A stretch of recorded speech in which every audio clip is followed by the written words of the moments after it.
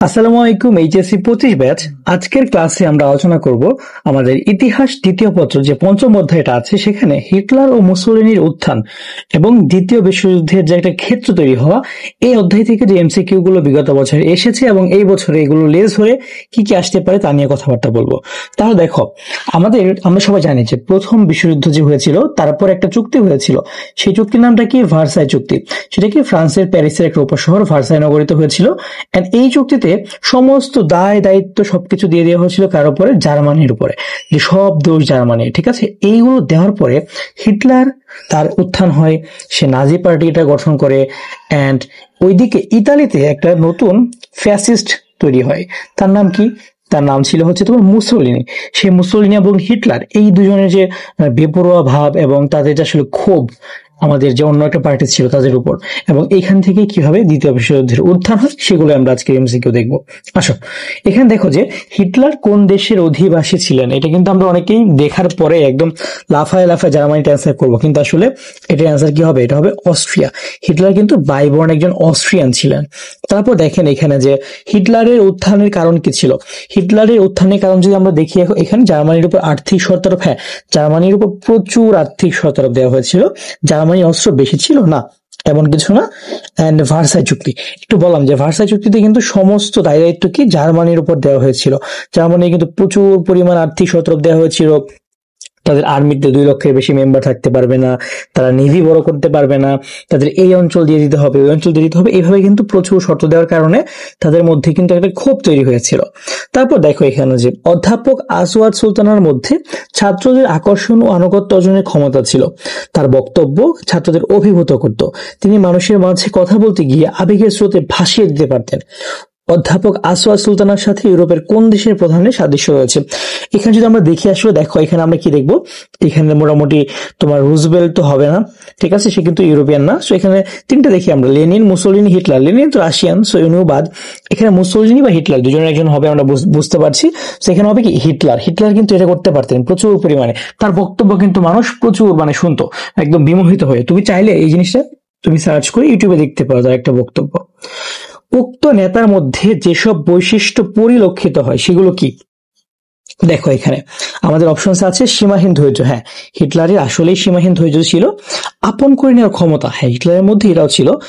জনতাকে আকর্ষণ করার ক্ষমতা, এটাও ছিল। সো এই অ্যান্সার হবে ঘ নাম্বারটা। তারপর যদি আমরা দেখি এখানে যে হিটলার কখন জার্মান ওয়ার্কার্স পার্টিতে যোগদান করেন। হিটলার কিন্তু 1920 সালে জার্মান ওয়ার্কার্স পার্টিতে যোগদান করেছিল। ঠিক আছে, হিটলার তার আত্মজীবনী মাইন ক্যাম্প বা মাই স্ট্রাগল, এটাকে আমরা যদি ইংলিশে ট্রান্সলেট করি এটা কি হবে? মাই স্ট্রাগল। মাই স্ট্রাগল। হিটলার কবে মাই স্ট্রাগলটা রচনা করেছিল? সেটা 1924 সালে, কখন? তিনি যখন জেলখানায় ছিলেন। ঠিক আছে, হিটলার কখন জার্মান ওয়ার্কার্স পার্টির নাম national socialist German workers party, সংক্ষেপ কি নাজি পার্টি, এইটা তিনি কবে রেখেছিলেন? এটা কিন্তু তিনি জয়েন করার পর 1920 সালে করেছিলেন এটা। তারপর দেখেন যে দ্বিতীয় বিশ্বযুদ্ধের সূত্রপাত কে ঘটিয়েছিল? সেটাকে অবশ্যই জার্মানি, আমরা জানি। তারপর দেখেন এখানে কিসের মাধ্যমে? তিনি পোল্যান্ড আক্রমণের মাধ্যমে করেছিল। তারপর যদি আমরা দেখি এখানে দ্বিতীয় বিশ্বযুদ্ধে অংশগ্রহণকারী দেশসমূহের সংখ্যা কয়টা ছিল? টোটাল 61টা দেশ এখানে অংশগ্রহণ করেছিল। তারপর দেখো পৃথিবীর 8 কোণকে এক ছাদের নিচে জড়ো করার ঘোষণা কে দিয়েছিল? এটা কিন্তু দিয়েছিল ফ্যাসিবাদী জার্মানি বা নাজিবাদী জার্মানি। তারা বলেছিল কি, আমরা পৃথিবীর 8টা কোণকে একত্রিত করে ফেলবো।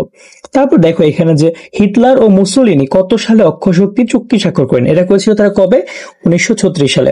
এবং 1939 সালেই কিন্তু সেকেন্ড ওয়ার্ল্ড ওয়ারটা শুরু হয়েছিল। ঠিক আছে, এন্ড কিভাবে? হিটলার যখন তোমার পোল্যান্ড অ্যাটাক করে তার মাধ্যমে। ওকে, তারপর দেখো এখানে মিউনিখে হিটলার মুসোলিনির মধ্যে সম্পাদিত চুক্তিকে মিউনিখ ষড়যন্ত্র বলা হয়। এই চুক্তি অনুসারে সম্পাদিত হয় কবে? এই চুক্তিটা হয়েছিল কবে? 1938 সালে। ওকে, তারপর দেখো এখানে যে দ্বিতীয় বিশ্বযুদ্ধ কত সালে শুরু হয়? এটা হচ্ছে কি 1 সেপ্টেম্বর 1939 বা 1 সেপ্টেম্বর 1939 সালে প্রথম শুরু হয়েছিল। কিভাবে? হিটলার যখন পোল্যান্ড আক্রমণ করে, ঠিক আছে, এর মাধ্যমে শুরু হয়েছিল।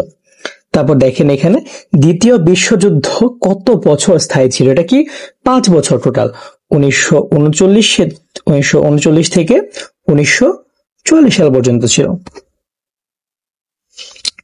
তারপর এখানে দেখেন টোটাল, সরি এখানে হচ্ছে 1945 হবে অ্যাকচুয়ালি। কি হবে তোমার ধরো যে 1939 মাঝে থেকে বা ওইদিকে ওই বছরের মাঝে বা শেষ পর্যন্ত আর কি ওইরকম টাইম ফ্রেমে দ্বিতীয় বিশ্বযুদ্ধের পরিসমাপ্তি ঘটে কবে? সেটা কি 2 সেপ্টেম্বর 1945। শুরু হয়েছিল কবে বলো? অগাস্ট অগাস্ট দাঁড়াও আমি একটু রিকল করে নিই আবার। হ্যাঁ 1 সেপ্টেম্বর, হ্যাঁ 1 সেপ্টেম্বর 19, আর এখানে 2 সেপ্টেম্বর শেষ হচ্ছিল। 1 সেপ্টেম্বর 1939, ঠিক আছে, এখানে শুরু হয়েছিল। আচ্ছা, তারপর দেখো আমরা একদিকে সামনের দিকে যাই। এখানে নাজিবাদ প্রচার করেছিলেন কারা? হিটলার তো অবশ্যই ছিল, প্রচার করতেন তিনি। তো গোয়েবলস আসলে কে ছিল? গোয়েবলস ছিলেন আসলে হিটলারের যে তোমার প্রোপাগান্ডা মিনিস্টার টাইপ, হ্যাঁ, যেমন শেখ হাসিনার যে আইসিটি মিনিস্টার জোনায়েদ পলক, এরকম ছিলেন গোয়েবলস। সেন্সারটা কি হবে এখানে? 1 আর 2। তারপর দেখেন এখানে যে হিটলারের উপাধি কি ছিল। হিটলার কিন্তু নর্মালি তোমার ফুয়েরার, হ্যাঁ, বা লিডার, সুপ্রিম লিডার বা চ্যান্সেলর, এই দুইটা জিনিস ছিল তার উপাধি। যার কি রাশিয়ার সম্রাটটা নর্মালি তোমার কি যার নামে পরিচিত ছিল। এরপর এখানে দেখো যে হিটলার ছিলেন জার্মানির কি নাজি দলের প্রধান, অবশ্যই চ্যান্সেলর। আর এখানে তোমার ফুয়েরার বলতে পারো, বাট বিচারপতি না। তো এখানে অ্যান্সার হবে কি ক নাম্বারটা। তারপর দেখেন এখানে তোমার আচ্ছা সরি আমি একটু এদিকে চলে গেছিলাম ভুলে, আমি একটু আবার সামনের দিকে যাই। আচ্ছা, ও দেখো এখানে হচ্ছে পরবর্তী প্রশ্নে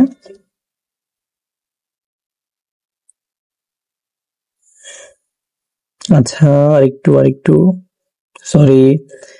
ওকে, দেখো এখানে অক্ষশক্তি গঠিত হয়েছিল কাকে নিয়ে? দেখো জার্মানি, ইতালি এবং জাপান, এদেরকে নিয়ে। জার্মানি, ইতালি, জাপান, জাস্ট এইগুলাই। এই পরের একটাও মিলে না। এখানে তোমার অ্যান্সারটা হবে শুধু 1। হ্যাঁ, ওকে। তারপর দেখেন এখানে রাশিয়ার বলশেভিক আদর্শে উদ্বুদ্ধ জার্মান কমিউনিস্টগণ কি নামে পরিচিত ছিল?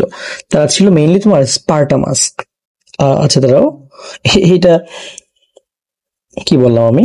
এটা ছিল মেইনলি তারা নাজি, ঠিক আছে, নাজি বা নাৎসি, হ্যাঁ, নাজি নামে পরিচিত ছিল তারা। তারপর দেখো এখানে হিটলার কখন তার আত্মজীবনী মাইন ক্যাম্প এটা রচনা করে? এটা রচনা করেছিল কখন? কারাবাসকালীন সময়ে। তিনি যখন ধরো যে কারাবাসে ছিলেন একটা টাইমে, তখন সে মাইন ক্যাম্প রচনা করেছিল। তারপর দেখো যে নাজি পার্টি কত সালে তাদের কর্মসূচি ঘোষণা করে? সেটা কি 1920 সালে হিটলার যখন জয়েন করে। তারপর দেখো যে জার্মানিতে ওয়েমার সংবিধান গঠিত হয় কবে? ওয়েমার বলতে তোমার ধরো যে যখন ফার্স্ট ওয়ার্ল্ড ওয়ারটা শেষ হলো, ফার্স্ট ওয়ার্ল্ড ওয়ারের যা কিছু ব্যাড ডিসিশন ছিল তাদের, এগুলোকে তারা কাটিয়ে উঠে একটা ডিফারেন্ট সংবিধান বানায়। সেটা কি 1919 সালে বানিয়েছে ওয়েমার সংবিধান।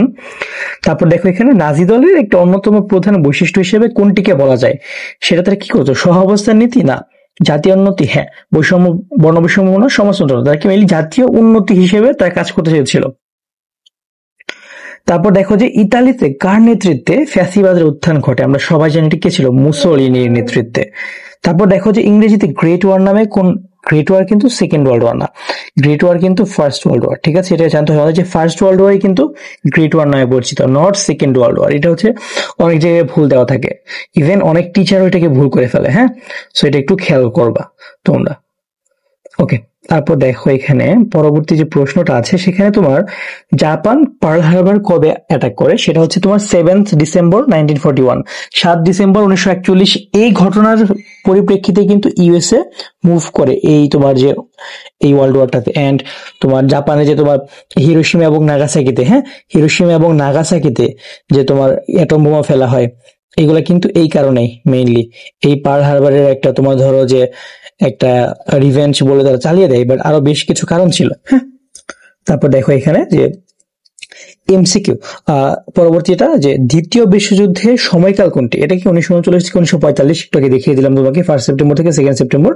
তারপর যদি আমরা দেখিয়ে দিকে যে ফ্যাসিজমের প্রবক্তাকে, সেটা মুসোলিনি, একটু আগে বলে দিলাম।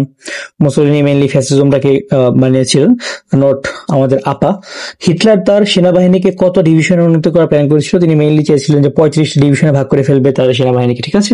সো মোটামুটি এগুলো ছিল আমাদের এই চ্যাপ্টারের কোয়েশ্চেন। এগুলো পড়লে ইনশাল্লাহ কিছুটা কমন পেতে পারো বা এই ধরনের প্রশ্ন আসতে পারে। আর তোমরা যারা ঢাকা ভার্সিটির খ ইউনিটে পরীক্ষা দিবা, ভর্তি পরীক্ষা দিবা, তোমাদের জন্য কিন্তু আমি আর তোমাদের অর্ক ভাইয়া আমরা একটা কোর্স নিয়ে এসেছি, প্রাইভেট প্রোগ্রাম, আসলে কোর্স না। এই প্রাইভেট প্রোগ্রামে তোমরা কি কি পাবা? আসলে তোমরা যে কোনো টাইমে আমাদের প্রশ্ন করতে পারবা, যে কোনো টাইমে আমাদের হেল্প পাবা, যে কোনো মেন্টাল সাপোর্ট বলো, আমাদের একটা রিটেন কোর্স সেটা ফ্রি পাবা, আমাদের যে এক্সাম ব্যাচ সেটা ফ্রি পাবা। আর এই সবচেয়ে মজার ব্যাপার কি, এখানে আমরা এই কোর্সটাতে 30 জনকে পড়াবো একটা ব্যাচে। কিভাবে ভাই? 30 জন পড়ালে কি সুবিধা, তুমি একদম পার্সোনাল একটা কেয়ার পাবা। ঠিক আছে, তুমি যখন কোর্সে ভর্তি হও 1000 পোলাপান 2000 পোলাপান, সেখানে কিন্তু তোমাকে কেউ চিনে না, আমি এখানে ইনশাল্লাহ তোমাদেরকে চিনবো। আমরা চাই তোমাদের একদম পার্সোনাল একটা কেয়ার দিতে, যেভাবে তোমরা ধরো যে তোমরা প্রত্যেকেই তো আমাদের সাথে কানেক্টেড থাকতে পারবা।